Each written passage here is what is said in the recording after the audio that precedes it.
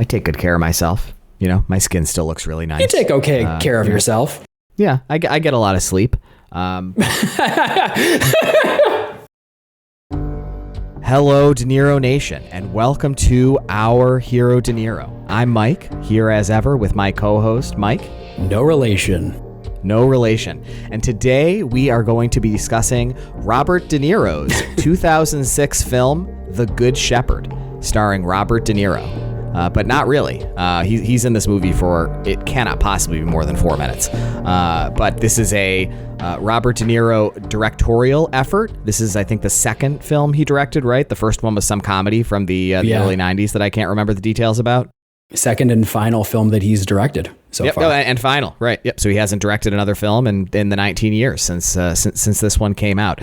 This is an interesting film. It is a spy thriller. Big air quotes around it. It's an extremely slow burn, and it has an ensemble cast headed primarily by Matt Damon and Angelina Jolie. But there's a lot of people in this movie. Like it's there was every time somebody showed up, I was like, they're in this too. Like Alec Baldwin, Billy Crudup, William Hurt. God, he is amazing. Michael Gambon. Big cast. Michael Gambon. Gabriel Macht is in this, right? Suits heads rise up. Yep. That's Lee right. Pace, Halt and Catch Fire heads rise up. Oh, like my John goodness. Turturro's in it. Severance heads rise up. Like this is like a who's who of like stars of like my favorite television shows that came out over the subsequent 20 years. So that was really fun. The cast is great in this film. That's like, true. I Really feel good like cast. Everybody brought their A game. It's a great group of folks, and they all do a really nice job. I actually kind of think Matt Damon's performance is probably the weakest performance in the film. What do you think? Oh, that's interesting. I suppose I agree, but that has more to do with the writing than anything. I agree. Oh, yeah. I love Matt Damon. I think he's an exceptional actor. Yeah. And I think he did what he had was supposed to do right? really well. Yeah. Well, we'll talk about Matt Damon, I'm sure, during this recap. He's, Matt Damon's lovely. Do you really like Matt Damon? I'm a huge fan. Oh, yeah. He's a awesome. really likable actor. Great actor. Yeah, I was looking at Matt Damon movies after I watched this, just thinking, about him. And I've seen a lot of Matt Damon films, and he's really nice in most of them. I enjoy him. So this is a very long movie. It's about 3 hours long. I think it's like 2 hours and 50 minutes so long. Close, yeah, around there. And it feels longer. This is like a Sleepers style, like feels longer than it is, but it lacks the heart of Sleepers, unfortunately. Yeah. Like this is not a Sleepers quality effort, and I don't think it's helped by the sparseness of De Niro's performance. Honestly, like I think that he could have elevated this a little bit, but he gives himself so little screen time, which makes sense. I mean, he's focused on directing. He's behind the camera. Yeah, behind the camera. I don't know. You want to just get into it? Yeah, let's get into it. I just want to say that this was a box office bomb with a budget of $80 million. It only made $100 million. Okay, so I was a little off. We were talking about this a little bit before we started recording, and I mentioned to Mike before we started recording, but I'll say it again now for the benefit of all of you, our dear listeners, that De Niro had envisioned this being a trilogy, had some kind of finance deal or a handshake deal with his financiers that if this was a box office success, there would be 2 subsequent films about this character whom Matt Damon plays, kind of following him, right? Because this guy is he's like an amalgamation of a couple of actual historical figures who were really involved in the formation of the American intelligence state during the World War II era and in the post-World War II era and through the Cold War. And I don't know, it's interesting. It's kind of a shame. Like, I don't love this film, but watching it kind of made me sad that it wasn't more successful, because it would have been neat to see this character, over a couple subsequent films, and it would have been cool to get a serious trilogy directed by Robert De Niro. But unfortunately, it just, to your point, people didn't like it. Didn't make a lot of money, so they didn't make any more. Yeah, let's get into it. Hopefully an efficient recap of the incredibly long movie, The Good Shepherd. Oh, yeah. All right, so we open up. We got Matt Damon. He's wearing horn-rimmed glasses, so you know this is going to be a period piece. And we get our date stamp, 1961. We see him riding the bus. We see him going to work, and he works at some kind of government office. And they're having a discussion, kind of very cryptic, but it sounds like they're about to engage some kind of operation. So they're planning that. And so the op is the Bay of Pigs, which is obviously a famous botch job in American foreign policy history, as part of the Cold War. It'll be interesting to see how much we talk about the history of this, because the historicity of this film is pretty questionable. I think it takes place within some historical contexts that I think are depicted in a relatively historically accurate fashion, but these characters are all fictionalized versions of their kind loosely of historical inspired counterparts. Right. Yeah. Which is cool. Like, it's fine. I think that when you tell a story like this, right, like, what's fascinating about this is just thinking about, one, like the kind of brand of the CIA over the decades that it's been in operation, but in particular back in 2006, right? We were 4 or 5 years into the war on terror. People were getting pretty tired of, I think, America's travails abroad and the nation building that we were trying to do in the Middle East. That was, kind of just a step X, step N, whatever continuation of the nation building that we'd been doing since, post the Marshall Plan in the 50s and 60s, as we came into the Cold War.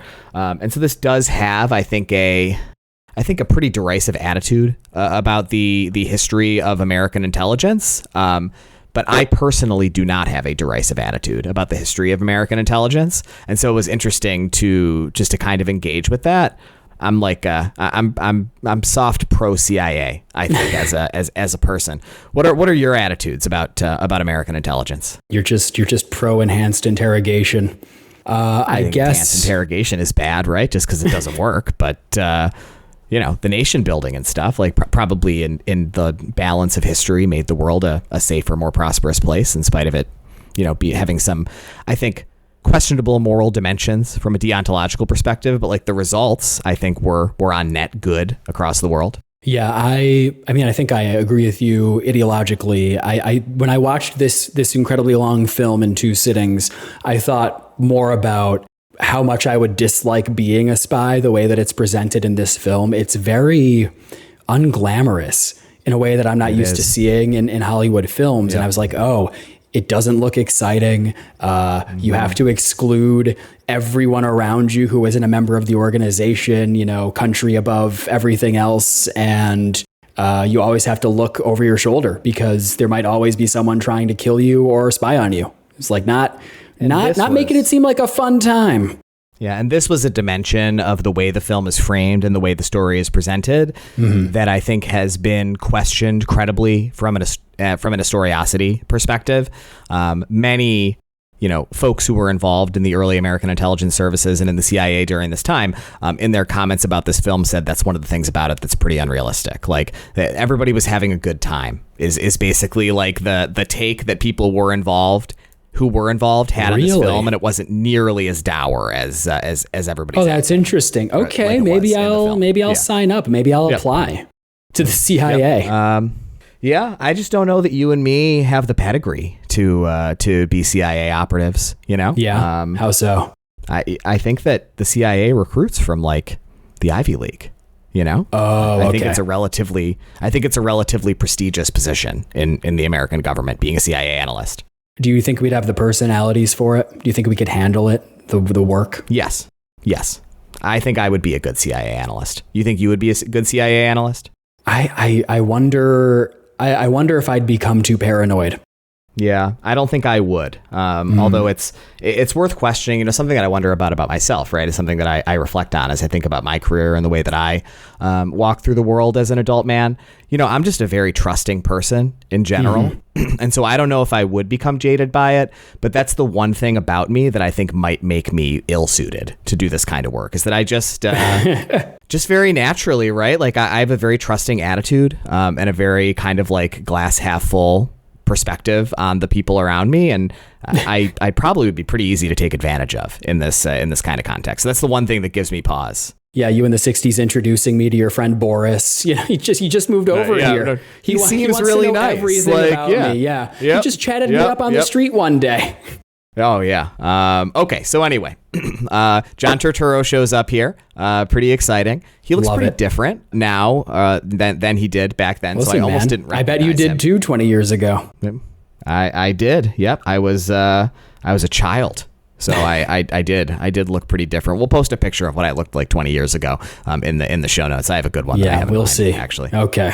If you say so. So anyway, now in this moment, right after John Turturro is introduced, we get what is in effect the frame story of this film, right? So there's this tape. There's a kind of distorted audio recording with some, I think, accompanying like very grainy, very low quality, either film stock footage or photographs, like something like that. And so for the whole film, during this like 1961-ish period of time, we're going to be seeing Matt Damon and his compatriots trying to figure out what's going on in this tape. And this is, it's fascinating to think, right? Like, I would never in a million years have guessed the twist of this film. Would you have ever guessed the twist of this film? No, and I like that about it. That is one of the points in this film's favor. It was like, oh, okay, I actually didn't see that coming. Although maybe it's less surprising for me since I'm along for the ride. I don't think I agree. Oh, really? Yeah, I don't know. Maybe. Yeah, Well, it'll be fun to postmortem this at the end. We have a lot of ground to cover between now and then. We do have a lot of ground to cover. Okay, so now we cut back, right? We jump back to 1939. So this is the beginning of the narrative, and we see that Matt Damon, whose character is it's Edward. What's his last name? You're asking the wrong guy, buddy. Whatever, Edward. Who cares? Doesn't matter what his last name is. Edward something. Wilson. Edward Wilson. My Yes. ChatGPT summary says it. I never wrote it in my notes. We see Edward Wilson in 1939, and he is a student at Yale, and he's being inducted into the Skull and Bones Society, which, if folks don't know, is a like pretty legendary American secret society that exists at Yale. And there are, right, the big Ivy League schools have these like subcomponents of them that are essentially like elite prep organizations for, American power centers, right? Like people who are going to be like captains of industry, like big scientists, folks who end up in prominent judicial and legislative and other governmental positions are often like picked out of these societies. And so Skull and Bones is one of these things. It's a real thing. I don't know very much about it, but we see the induction ceremony, right? And so there's some hazing that happens. There's like naked mud wrestling, and one of the onlookers pisses on Matt Damon from over the balcony, which he's like really offended by. But whatever. He eventually like musters up the stones to get through this hazing and the induction ceremony, and he is inducted into the Skull and Bones Society. And as part of his induction ceremony, he's asked by the elders of the organization to confess a secret that he's never told anyone else. And so his secret is that when he was 6 years old, and we see this, he had this like very odd conversation with his father, and then he left the room, and his father killed himself by gunshot. And Matt Damon's character as a 6-year-old boy was the one who found his father's body, and in his hand he was clutching a suicide note that he'd written to his family, and Matt Damon took the suicide note and hid it and lied to everyone and said that the gunshot was an accident, that it wasn't a suicide. So that's his secret. Go ahead. I have a question and 2 comments. My comments are one thing that I think worked and one thing that I think didn't. So what I think didn't work already this early in the film, what I think didn't work was the aging on Matt Damon in particular. Oh my Because God. we're Yes. essentially I'm happy covering... we're going to talk about this. Right. Yep. We're covering essentially 2 decades of this character's life, but Matt Damon, they age him. So he looks between the ages of like 30 and 35. I feel like that's like the range. It's very funny. So when he's supposed even though to he's playing the ages of like 18 to 55, like it's like a tremendously broader age range. It probably didn't help. So this actually ties into what I think worked really well and was immediately noticeable. I love the costume design in this film. It is fantastic. The fashion is so great. All of the outfits, all of the dress. But I think it probably didn't help the age situation, because back in the 40s to early 60s, I think, men dressed a little more formally in general, which makes it tough when you're trying to see him, this 30-ish year old actor, as a 20-year-old or whatever it is. So it was a little hard for me to kind of sync up with that. My question for you is, since we're so early in the film and we get a flashback within a flashback essentially, and so I have to ask, how do you feel about the Frame story? Do you think it was worthwhile? Did it add to the movie? Was it pointless? Well, so ultimately it does add to the movie, right? So this movie has a thesis, right? And like, I'm just going to say what the thesis is, right? Like without revealing the plot twist at the end. The thesis of the film, which I think is probably true, right? In spite of some questionable effectiveness in its explanation. The thesis is like, take care of your relationships with the people who are close to you, because they're the ones you actually have to be afraid of, right? Like there is this like, I should have written this down because I'm doing like a classic thing where I'm like trying to articulate something that I know and I've like never actually like written it down in words. So there's like an index or like a formula that you can apply. If you think about like the relationships in your life, right? Like it's like the closer someone is to you, proximally, emotionally, like whatever, the more damage they can do to you. And also the more you have to do to take care of that relationship to ensure that they will never either feel sufficiently motivated to, explicitly take action against you, or worse, feel insufficiently motivated to hedge against actions they could take that could hurt you, right? And so I think thematically, the Frame story is necessary, because otherwise I think that like everything the movie is trying to say from a theme perspective doesn't work at all. But the effectiveness of the Frame story is questionable because ultimately it doesn't work. Like, it's like, I understand why the movie is structured this way. I understand what they were trying to do from like a screenwriting and direction perspective, but I don't think it really works. Like, this film didn't make me feel anything. Did you feel any feelings while you watched this? No, this is an audio only podcast, but I made quite the bug-eyed face when Mike just said that right now, because that is the ultimate problem with the film. I don't know if you read up on this afterwards. I saw that originally Francis Ford Coppola was lined up to direct this, but he withdrew from the project because he couldn't feel an emotional connection to anyone in the script. And that is this film's undoing, because so much of it is competently made and produced. But absolutely, we're going to talk more about Matt Damon as a character and his character's journey. And I'll tell you, the act of watching this film and trying to connect with Matt Damon, it felt like trying to climb a glacier.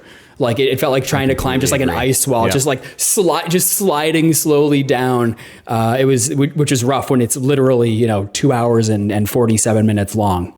Yeah, and what's fascinating about this is let's kind of get into this right away, right before we get into the specifics of the plot, which I think we probably can get through relatively quickly. Like, I don't think this is a good film, right? But no one who was involved in the actual production of the film did a bad job, right? Like, the performances are all good. De Niro's direction is at worst totally competent. Like, he's a fine director. He's doing a nice job with everything he has here. The script is not good.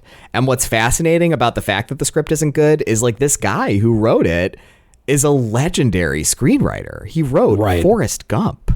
It's really weird that the script is as bad as it is. And yeah, none of these characters made me feel anything. And I am a father, and something that I think about a lot is am I doing the right things in my relationship with my family to have a good relationship with my family 20 years from now, when we're in that next phase of life. And so this should affect me emotionally, what this film is about. But like I said, I didn't feel anything at any moment while I was watching this. I never felt any feelings, no elation, no excitement, no melancholy, feelings about what was happening to Matt Damon's character or anything like that. I just didn't care at all. And I think it just isn't a good script. It doesn't work. A film like this that you said it's so dour in tone and is about, in part, the breakdown of Matt Damon's close familial relationships should inspire those sorts of feelings. And it's a real failure that it doesn't. And I'm honestly surprised that other people involved in the production, like De Niro, read this script and thought, yeah, that's the ticket. That's going to be engaging. Because I think what De Niro was going for here, it was almost a throwback, this very long, deliberately paced, intelligent, mature kind of spy thriller. There's nothing wrong with that. I don't mind that kind of film. That's the slow burn. But my God, there's nothing to glom onto here. And I want to shout out this screenwriter, Eric Roth, because he's written some incredible movies that I'm sure anyone listening has seen. Yep. He was one of the writers on Dune. He wrote Forrest Gump, Killers of the Flower Moon, The Curious Case of Benjamin Button. There's a lot of good stuff there. We know he can write a really good script. And it's not that the script is bad necessarily. I do actually agree with you about the frame story, the way that it unfolds. It took a while to sell me on it, but I do think it ultimately works. But it's just like, it's never that interesting or exciting once it all kind of comes together and congeals.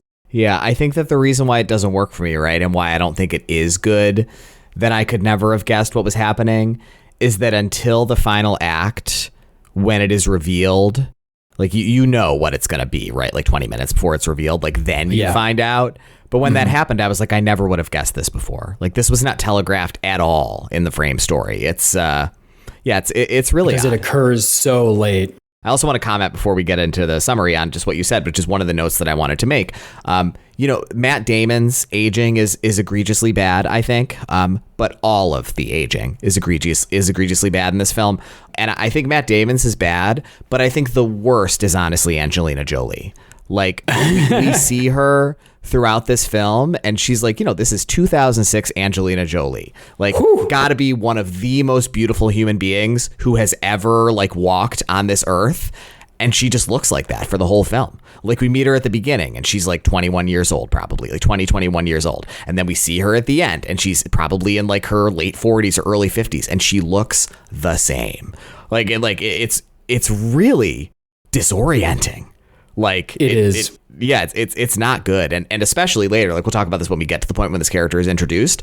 But, a big portion of this film is Edward's relationship with his son, Edward Jr. And so we see Edward Jr. growing up, but then we get a huge time jump to Edward Jr. when he's like college aged. And I'm sorry, but he and Angelina Jolie and Matt Damon look the same age. Like, it's like they have like a 20-year-old kid and like they just look like they're peer adults who are at the same stages of their lives. And it's like, why didn't we do something different here? Like there had to be a way to make this better. I'm not really sure what they were thinking. It's odd. So now we meet Lee Pace, right? Like I said, who's who of stars of TV shows that I love, right? Halt and Catch Fire, Heads, Rise Up. One of the greatest TV shows of all time. Probably, in my opinion, actually the most underappreciated prestige drama in history, I think. Like people don't really know about Halt and Catch Fire, but it's just as good as like it is definitely in the same category, I think, as like Mad Men and Breaking Bad, right? Those were AMC's first three shows, Mad Men, Breaking Bad, and then Halt and Catch Fire. And Halt and Catch Fire never really took off like those previous shows did, but like, I don't know, it's fucking incredible. Like it's so good.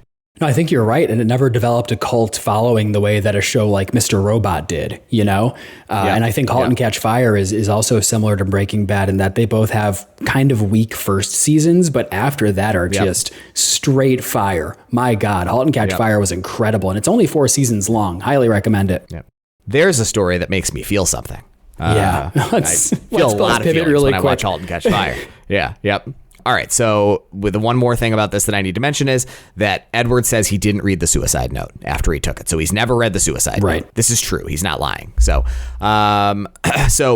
Yale makes him the editor of the poetry magazine. He's a poetry major, and he is having a conversation with this poetry professor who he's developing a close relationship with, a guy named Dr. Fredericks, and Dr. Fredericks kind of hits on him in this scene. And so we get our first clue. This is going to be pretty important to the plot later, that Dr. Fredericks is gay, which is pretty socially acceptable now, but certainly was not socially acceptable in the late 1930s and early 1940s. Yep. So next scene, Edward's in the library. He's reading some poetry, and he has a meet cute with this deaf lady named Laura.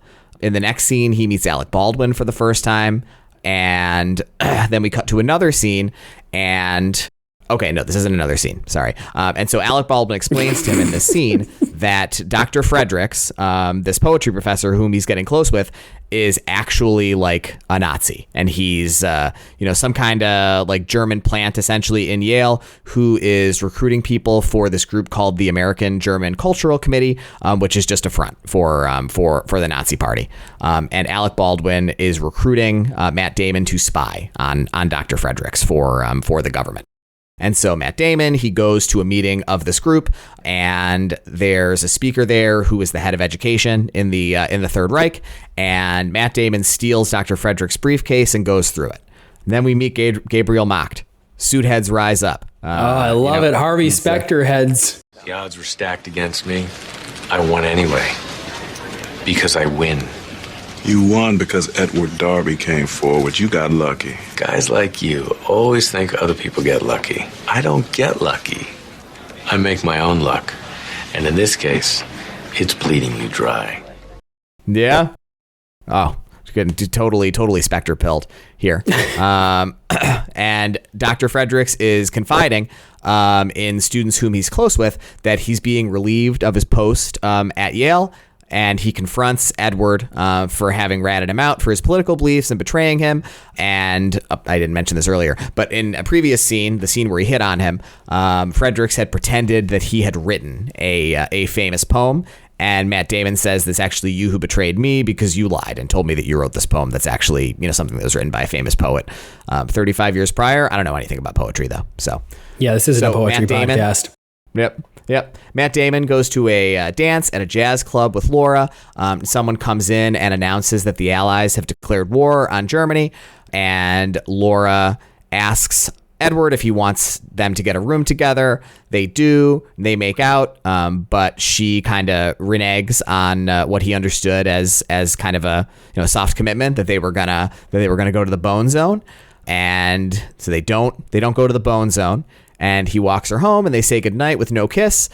But he thanks her for being so nice. And at this point in my notes, I wrote, I guess his name is Edward. How did I miss that until now? So I had not noticed until this moment that his name was Edward. Happy to have you leading the recap this week.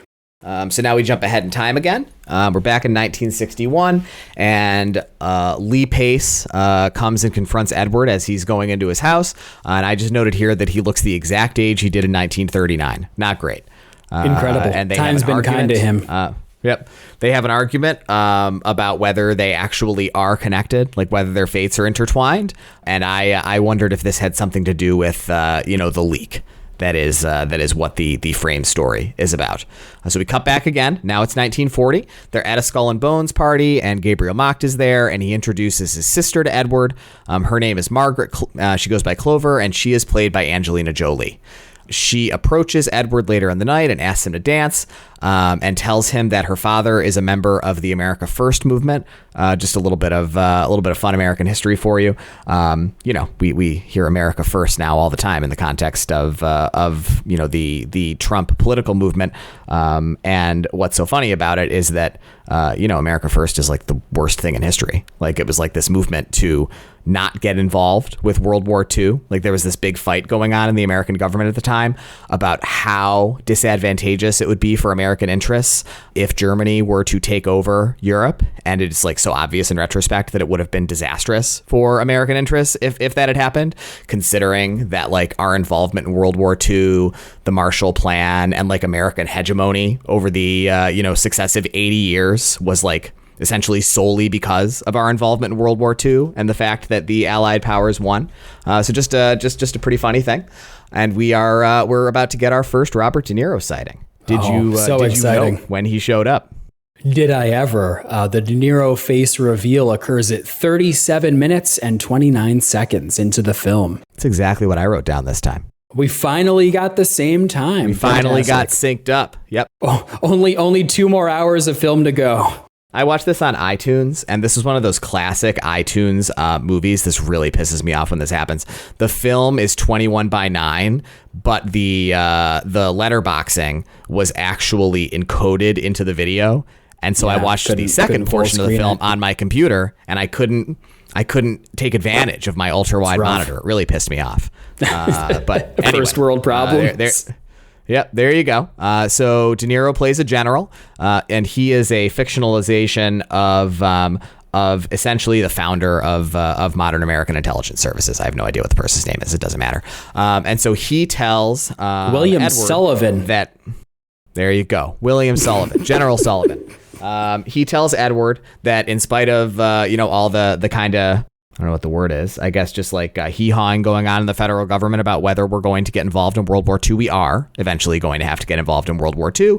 And he has made a recommendation to the president, which the president is going to accept, that America needs to create a more mature intelligence service to work abroad and make sure that we understand what's going on and that we have these clandestine services who can kind of further our interests from a foreign policy perspective. And so he wants Edward to join as a kind of founding department head, essentially. We cut to another scene. And Edward says he will, right? He tells De Niro that he would be honored to, serve his country in whatever way he and the president think that he could be of use. So we cut to the next scene, and he is on some kind of camping trip with Margaret, Angelina Jolie. She comes on to him, and they go to the Bone Zone. And she wants him to tell her that he loves her convincingly this first time that they're fucking. And I wrote, what a fucking freak. Yeah, she's I a had real to take weirdo. pause. I had to take pause here. This is a classic. I wonder, this feels fictionalized to me. This is a classic movie thing where the very attractive woman does all of the work to hit on the guy, the reluctant, boring guy. I guess Matt Damon has bona fides. He's a looks bonesman. like Matt Damon, right? He looks like Matt he's a Damon. bonesman. He's into poetry, but she does all the work of coming on to him and is like, ooh, bang me and tell me you love me. And I was like, don't do it, Matt Damon. Right. You can't trust this lady. Yep. So we cut to another scene. Yep. He's on the beach with Laura, and she's just talking about how sad she is about the war, and they make out a little bit, and Gabriel Macht kind of comes down onto the beach to tell him that his sister is pregnant, right, with Edward's baby from their weird camp time fuck. And he says to Edward, I know you'll do what's expected of you. And Laura off at the beach, she can read lips, right? Because she's deaf. That's been established in the narrative. And she understands their conversation because she's reading their lips from down at the beach. And she walks away. And next scene, Edward marries Margaret. At their reception after the wedding, uniformed man, I don't know what branch of the military he's supposed to be in, doesn't really matter, comes to see Edward. He gives him a letter inviting him to join the intelligence organization, as De Niro had committed a couple scenes ago, and he's got to go overseas in a week. So he's deploying overseas to do intelligence like immediately after he gets married to Angelina Jolie. So back ahead, they're looking at some stills from the footage, and the audio's playing from before. So we're just like continuing to explore the audio and visual recording of the frame story. So back to 1941. Edward is in London. That's where he's serving overseas. And he goes to a tailor and says some magic spy words, and he gets reunited with Dr. Fredericks, who it turns out was not, right? That is really cool. There's some cool spy stuff in this movie. Who it turns out was not actually a Nazi plant at Yale, but was a British intelligence officer posing as a Nazi plant at Yale. That's cool spy shit. You go into a tailor shop and you request the triple pleated pants or whatever code word you have to say to go into the special back room, and it turns out the Nazi is not a Nazi. It's all very fun stuff. That's maybe cool. as fun as this movie ever gets. Yeah, I mean, you'd think it would make you feel something, but it really doesn't. So so there you go. So next scene, he gets a phone call, and his son has been born. He talks to Margaret, and she says that they can name him Edward Jr., and he asks what color his son's eyes are, but the call disconnects before she can answer him. So now Lee Pace is in London. There's a British dude. Was this Billy Crudup? I can't remember who this was. Was this who Billy Crudup played? The British dude? Okay, yep. So Lee Pace is in London with them now. We meet Billy Crudup. Billy Crudup plays some kind of British intelligence agent, and he tells Lee Pace and Edward that Dr. Fredericks is gay, as was kind of telegraphed in the earliest scene where we first met him.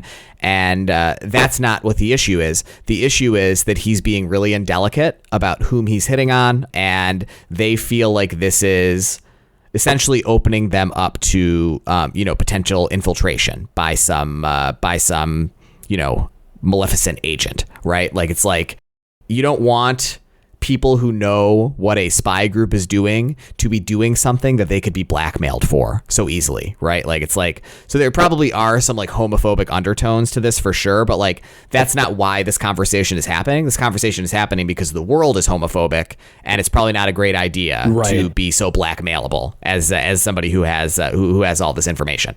So they recruit Edward to confront him about it, and essentially what they want Edward to do is to convince Dr. Fredericks to step down from his role in this spy group.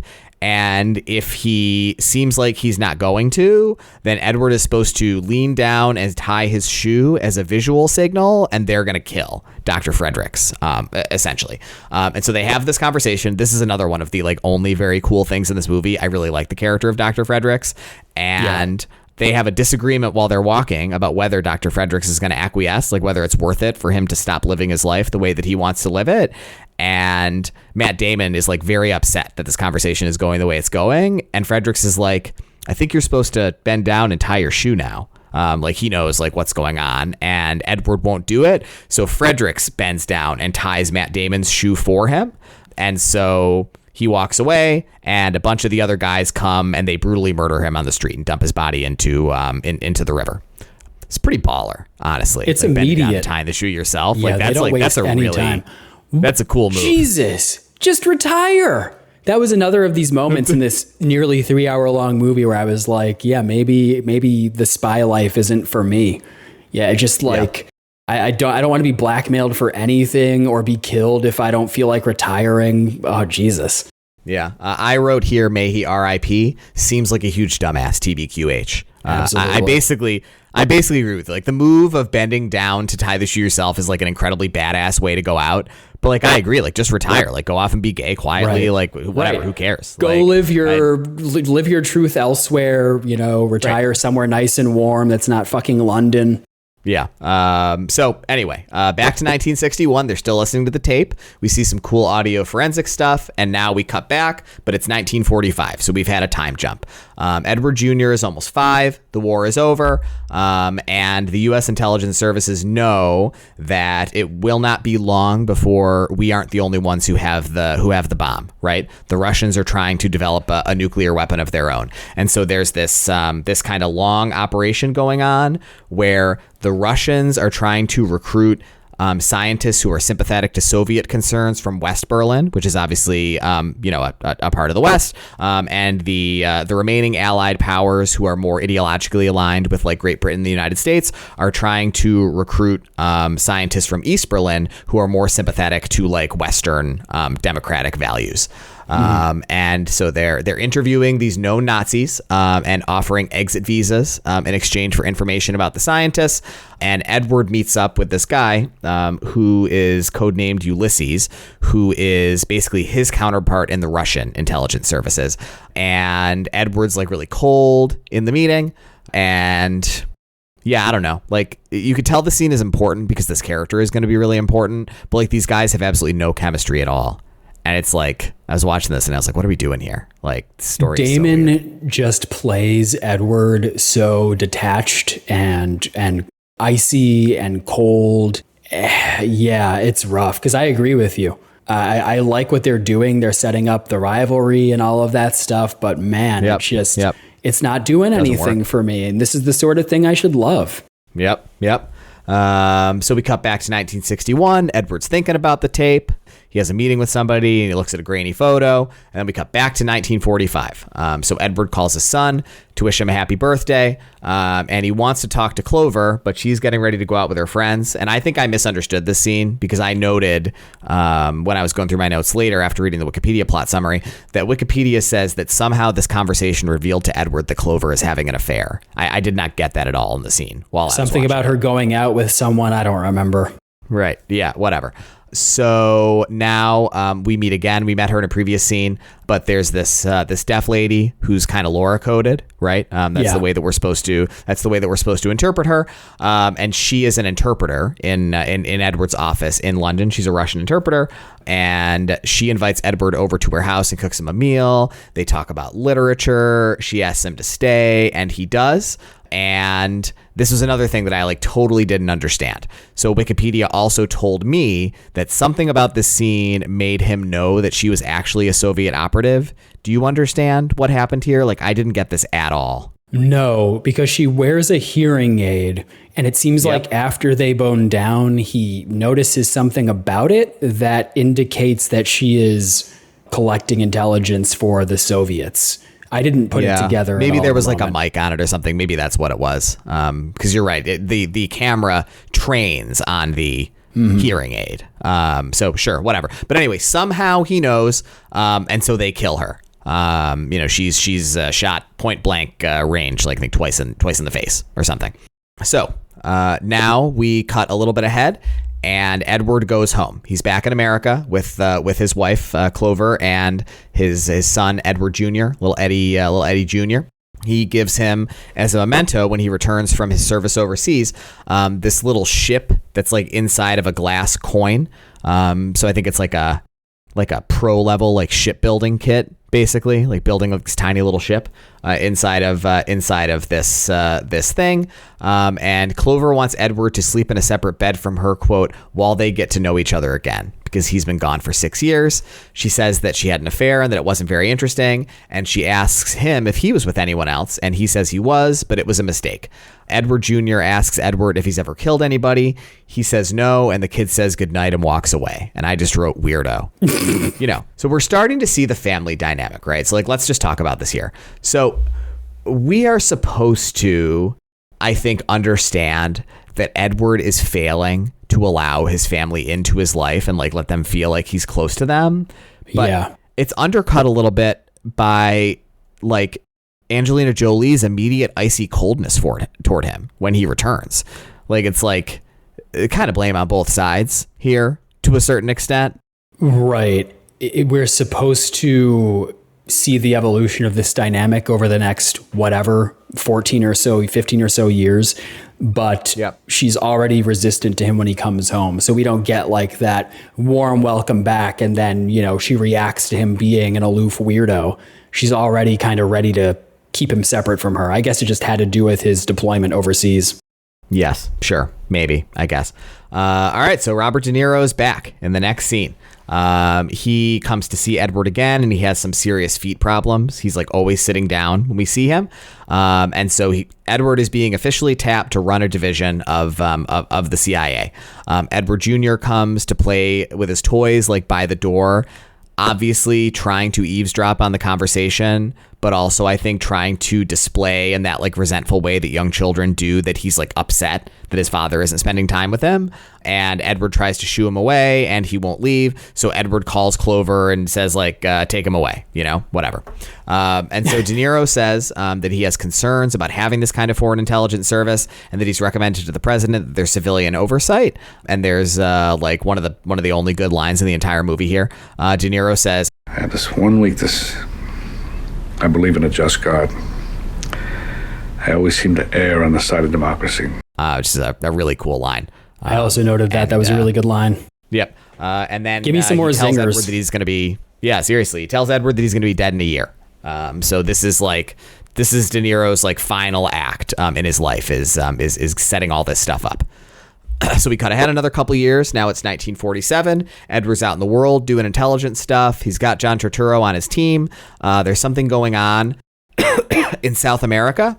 I don't really understand any of this, just so you know. So like, let me know if you understand this. There's some coffee company, the Mayan Coffee Company, that they're like using as some kind of a front or something. But like later, William Hurt is like, it's going to be also a part of like some kind of grift that William Hurt has as the director of CIA that's going to get him fired from that job. Like, I didn't understand any of this at all. Did you understand any of this Mayan coffee company stuff? No, we find out later that William Hurt has been like embezzling or something from the agency, but I didn't fully understand what was going on with this whole coffee plantation operation. Yeah, in a couple scenes, they're going to be at a Christmas party, and Robert De Niro is going to tell Edward that William Hurt's character is basically being like put on the board of the Mayan Coffee Company as though it's like a reward for him for doing something. This is never explained. Like, I don't understand like what's happening here mechanically. And I think it deflates a little bit of this portion of the narrative. Like, it's like, what's going on? This is so confusing.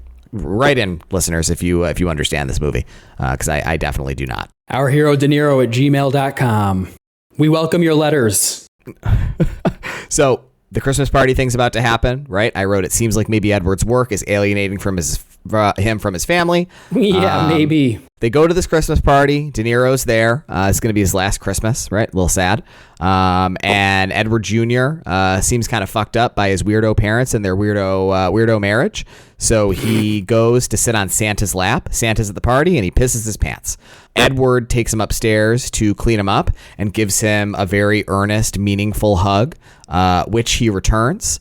And let me just say right here, like, I think something that we are supposed to think about this in this film is that Edward really loves his son, right? I think that this is one of the moments that's supposed to make us feel this way, but I never really did, you know?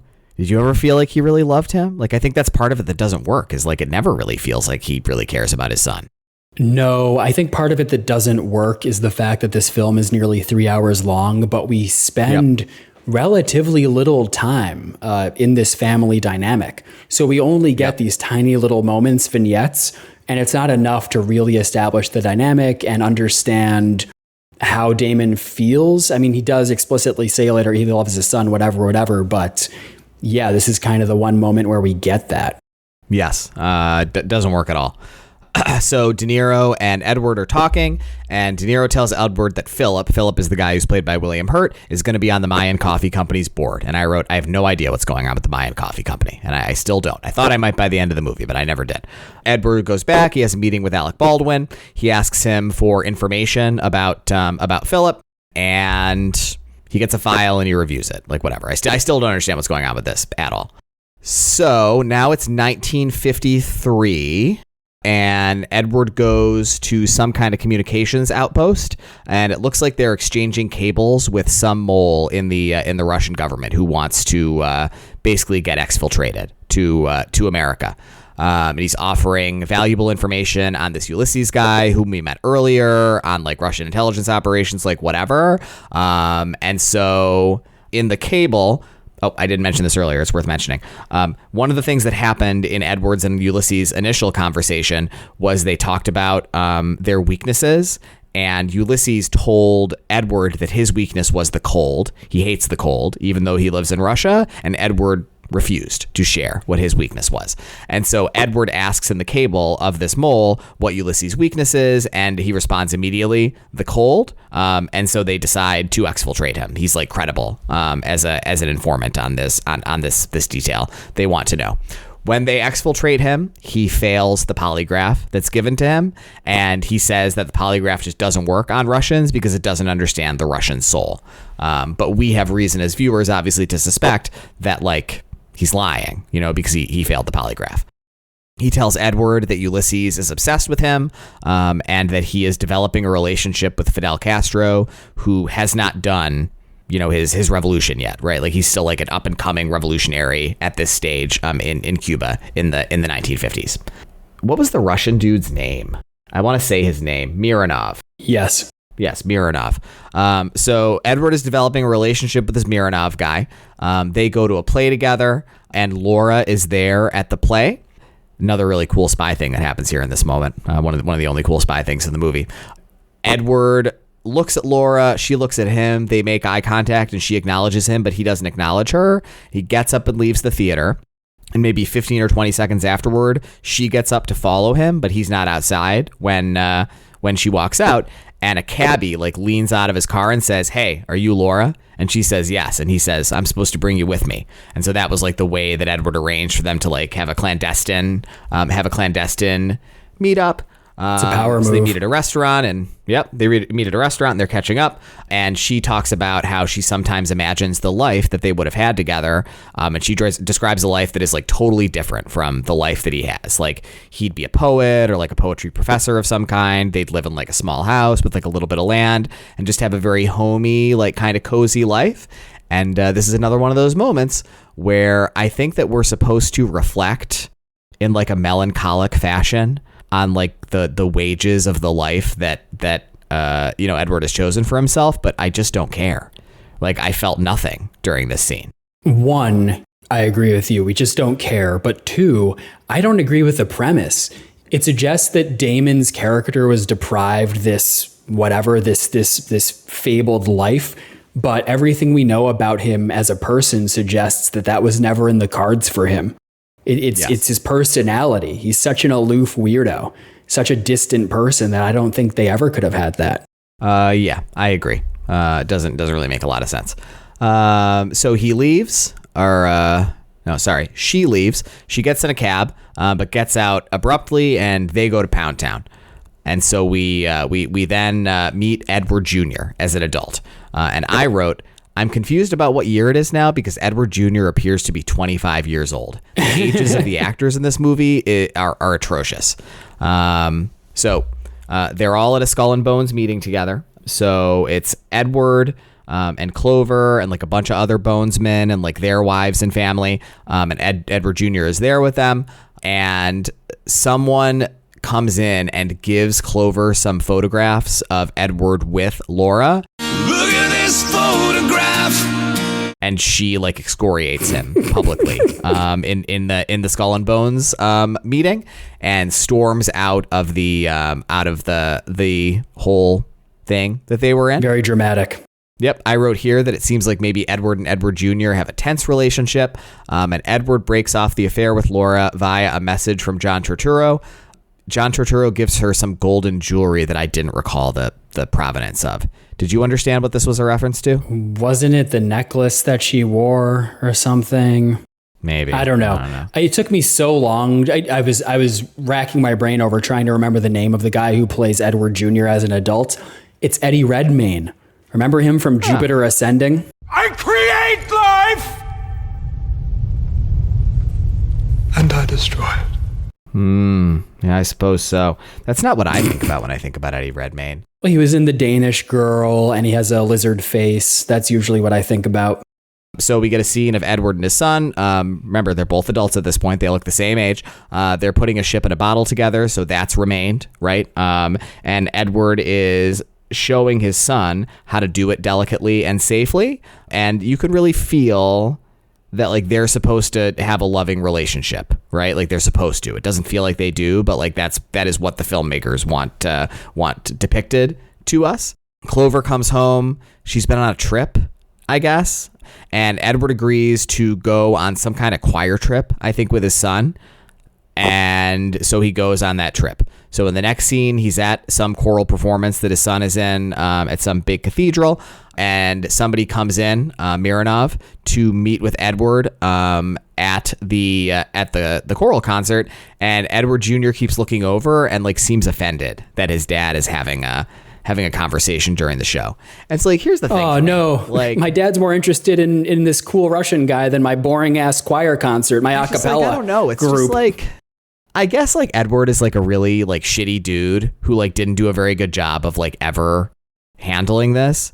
But like, I don't know, wouldn't you like make some comments to your family at like literally any point in your relationship with them where you just be like, listen, like I love you guys, but like I'm a spy, you know, like don't tell anybody, but like I'm gonna be like a weirdo sometimes, and like, you know, my like time will have to be like split between my family and my work in a way that's like a little bit unusual, just because like I can't tell you the details, but I'm doing like really important national security spy shit. So like, please don't hold it against me. Like, why did he never say that to them? Like, I don't know, because it just seems insane to me that they're like so resentful toward him of this. And like, it really seems like just like a few strategically deployed conversations at some stages of their life like could have headed off a lot of this tension and discomfort, but it just seems like he literally never shared anything with them about anything he was doing. And so there's this like festering resentment in the family about his aloofness and absenteeism.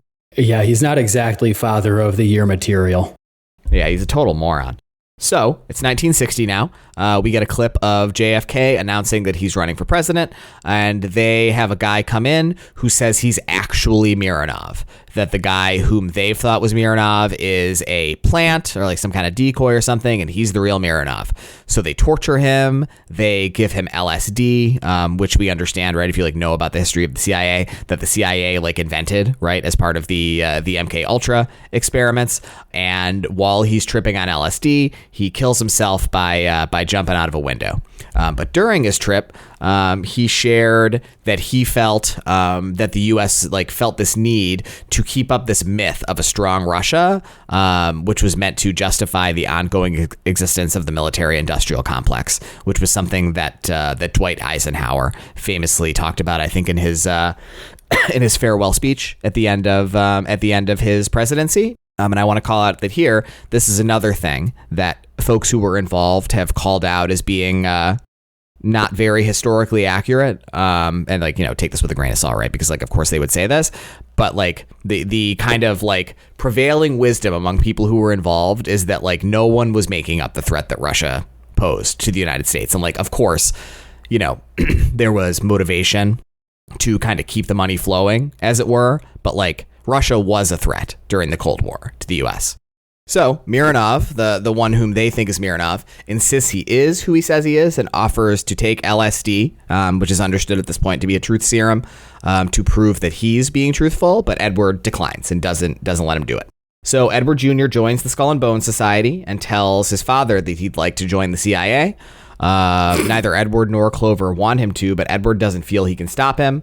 They have a fight about it, and she accuses him several times of just not caring about other people and not putting others first. And so he tells her that he does put others first because he only married her for Edward Jr., which is a pretty nasty thing to say to someone, but also kind of obvious, Yeah, they shagged once. Yep. And she asks Edward to promise that he'll protect Edward Jr. Another thing about this that I totally do not understand the significance of. Edward goes to meet with Joe Pesci, who's some kind of Italian gangster or something. And he has some information that Edward wants. I feel like this doesn't matter. It feels totally Have ancillary. Joe Pesci in the movie. Yeah. So now it's 1961. It's before the frame narrative, but soon before, a couple months before. So the frame narrative takes place after the Bay of Pigs, and now we are in the events immediately preceding the Bay of Pigs operation. The CIA guys, including Edward, are having a conversation about Bay of Pigs and what their plan is, and we see Edward notice Edward Jr. listening to the conversation. But when Edward confronts him about it, he lies and says that he wasn't listening. The whole family is at Skull and Bones party. Edward and Margaret dance, and Edward Jr. is also dancing with a lady. And so then we cut ahead to a few months in April, and they're trying to figure out the recording. This is both the point where I stopped taking notes as well as the point where now there's only one narrative, right? So the primary narrative of the film is the frame narrative now. So we're at the end. So here's what's going to happen. I'm just gonna do the rest from memory.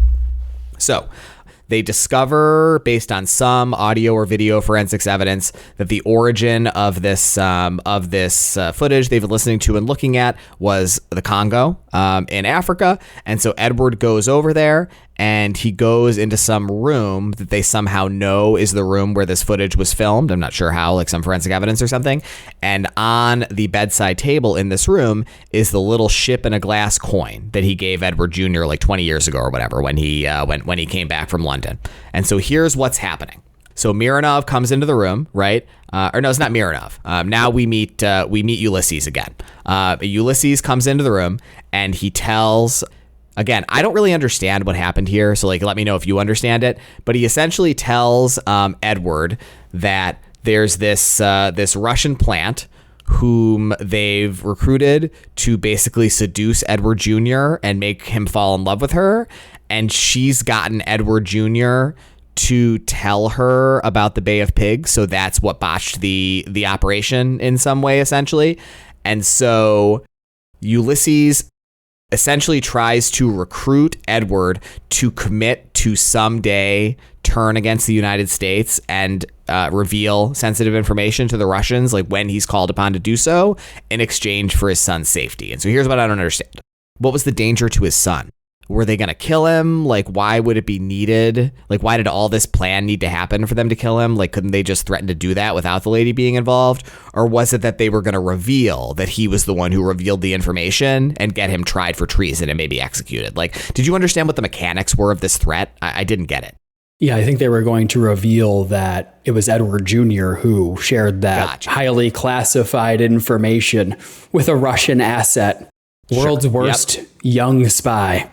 Yep. So Ulysses tells Edward that he needs to decide. He needs to tell him essentially, like in relatively short order, is he going to commit to do espionage for Russia at some point in the future when he's called upon to do so, or is he going to jeopardize his son's life, essentially? And so a bunch of other shit happens that doesn't matter, and Edward confronts Edward Jr. and tries telling him, like, hey, this like lady, she's like not a friendly, I think are his exact words. And Edward Jr. doesn't believe him.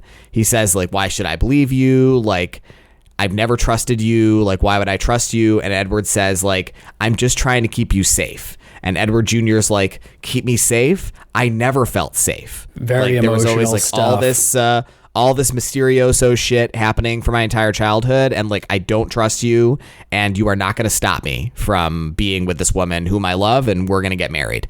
And again, for people who didn't watch this movie, Matt Damon and Everyone. Eddie Redmayne, they look exactly the same fucking age in this scene while they're while they're having this conversation. So very tense, father-son scene between a 36-year-old man and a 31-year-old man. So Edward goes to see Ulysses and tells him that he's not going to do it, that he will not turn on America. And so we get a scene of the lady, Edward Jr.'s paramour, being taken on a plane, essentially to like go marry him or something. I think they're Private like going to have a plane. wedding To the or wedding something like that. ceremony. Private Yeah. plane. They're going to get married. And yep, they're going to get married. And the pilot in the plane walks back, opens the door, and pushes her out to her death into the jungle. And so Edward had her killed. And so once again, just like mechanically, I don't think I understand why killing her mattered. I guess like would she have testified that he revealed it? Like what was the mechanism of this supposed to be?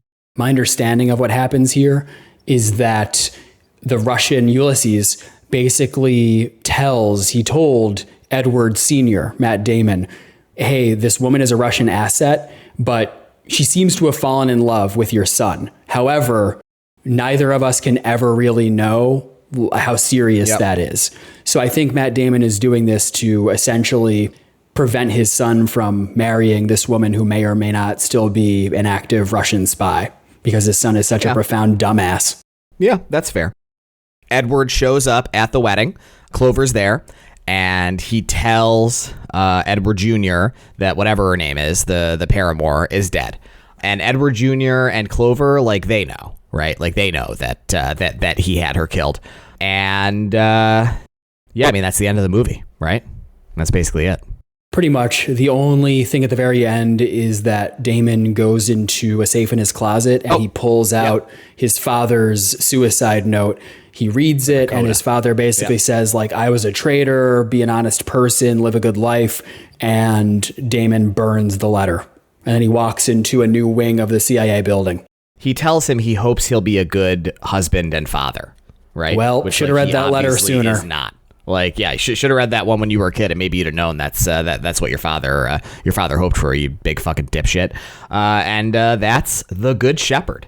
Yeah, so ultimately, like, it doesn't matter, right? Like, none of it feels like it matters. Like, you get the twist, and it's like, yeah, I guess that the thing that Edward should have been afraid of the whole time was his son not loving him enough to protect him. And I think we're all... Oh, and there's one other thing we didn't mention that's really important. Oh, my fucking God. Edward Jr. reveals in that scene where he tells him that she's dead, that she was pregnant. So, like, he killed his son's love interest, but also his unborn grandchild, right? And, like, I think this is supposed to be tragic, but, like, I'd have killed her, right? Would you have killed her? Like, I watched it, and I was like, it's the only right choice. Like, listen, I'm not going to let my son die, obviously, and I'm certainly not going to fucking commit treason.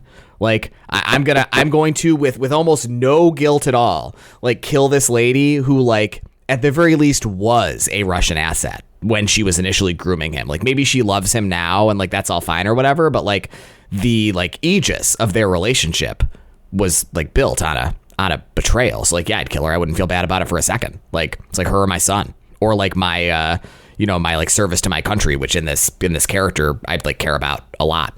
So I think we're supposed to see it as tragic or like sad that like his unborn grandchild died, I guess, but it's like, I don't know, but what was the alternative? Like, what else was he supposed to do? I don't really know. Yeah, So, who knows, man? What'd you think about all this? Let's get into the final ratings. Go ahead, Mike. What'd you think of The Good Shepherd? I give The Good Shepherd a 2.5 out of 5. Here's the thing. I think you and I agree about this movie 100%. I suspect we're going to have different numerical ratings for it.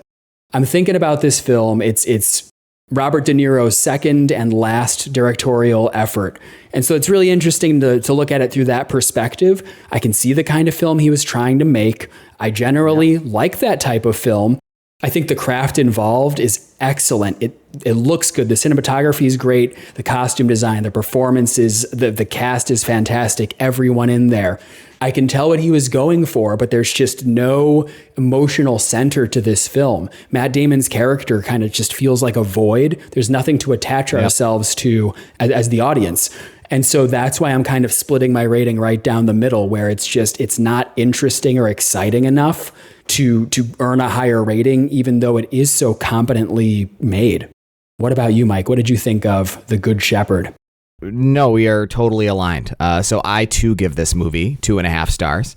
Oh shit! I think it's like a technically like totally good film, right? Like I said, like other than the way that the film chooses to deploy, or I should say not deploy aging to its actors, everything about it technically is quite good. You know, it just never comes together. It never works, and the twist didn't make me feel anything.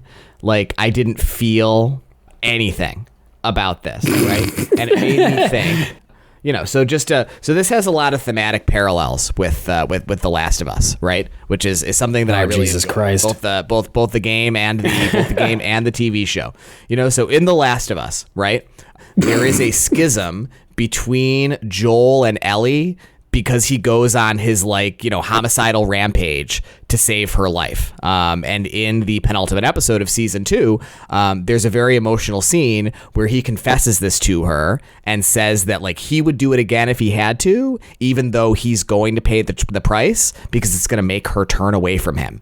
And it's very profound and emotionally affecting because that's what a parent's love demands, right? There are circumstances where you have to do something for your child to protect them that will alienate them from you. And that should be profoundly emotionally affecting to me as a parent, but it isn't. I just didn't care because it doesn't work artistically. Yeah, I guess conceptually I understand that what we're supposed to understand in this scene when Edward and Edward Jr. have this hug, that this is the last time they're ever going to hug each other because he's not going to love him anymore because of what he had to do to protect him. But I don't fucking care. It didn't work on me emotionally at all. And so yeah, I don't know, technically good, totally didn't work for me even a little bit. And so we cut it right down the middle at 2.5 stars. Yep. Yeah, I mean, what are you going to do? I wanted to like this movie. I really did. Same. I really wanted to. It's got a cast I love. It was directed by Robert De Niro. I love spy shit. It's not it's something that I don't like. Oh, yeah, absolutely. You know, I really like competence porn, right? That's something that I really enjoy.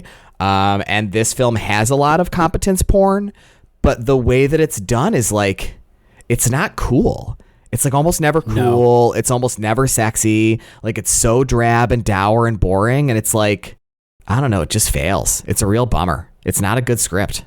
And so with that, let's go into our recommendations. Mike, do you have a film that you would like to recommend either in addition to or instead of The Good Shepherd? Yeah, unfortunately to Robert De Niro, it's going to be instead of The Good Shepherd. I actually changed mine pretty late in the game based on looking at the writer Eric Roth's filmography. So I'm going to recommend a film that I watched very recently, as a matter of fact. I'm going to recommend the 1999 Michael Mann film, The Insider. I never seen that. It's on my list, though. I really want to watch it. No, I watched it pretty recently. This film stars Al Pacino and Russell Crowe, and it was co-written by Michael Mann and Eric Roth, the screenwriter of The Good Shepherd. So really interesting film. And I do wonder by the end of our hero De Niro, how many of Michael Mann's films I'll have recommended. It's based on a true story. Russell Crowe plays a whistleblower for Big Tobacco, and Al Pacino plays a CBS producer who works at 60 Minutes. And so it's about their intertwining stories. And it's really interesting because it's a Michael Mann thriller, but unlike a film like Heat or Thief, there's no crime, there's no gunplay, no one's shooting at each other. It's nothing like that. The crimes are still moral, right? Right. It still manages to be very effectively tense. That's the power of Michael Mann. And this is not a short film. It's only 10 minutes shorter than The Good Shepherd, but I was really into it. It's not my favorite Michael Mann film. It's not Heat or anything like that, but I thought it was excellent. It's one of the best films I've seen all year for the first time. So I highly recommend The Insider. What about you, Mike? I kind of hope we roll Heat today. That would be incredible. We won't, though. There's just no way. I'm going in a completely different direction with this, and I think that my recommendation is going to make you laugh. Let me tell you what, I have a joke recommendation, actually, that I just want to acknowledge. It actually would have been my recommendation. Want to acknowledge my jokes. But there was no way for me to watch it. When I sat down on my Apple TV to watch this film yesterday, I used the Siri audio to search for it.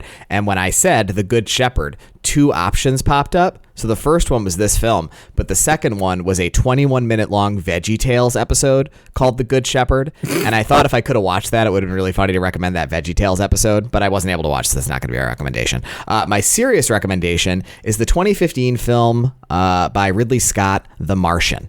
Yep. So I wanted to go in much more of a Matt Damon competence porn I get it. direction with this. You don't like The Martian as much as I do. So I'm looking right now. You gave The Martian 3 stars. I gave it 4. I don't like The Martian as much as most people did. I'm not a big fan of that film. Yeah, I really like The Martian. I think it's fun. It's not a masterpiece or anything. But, we see some things I think that this film is trying to do, just done much more effectively. So, number 1, Matt Damon, as we discussed at the top of this podcast, is an exceptionally talented and charismatic actor, and he is deployed to extremely poor effect in The Good Shepherd. He is deployed to exceptionally effective effect.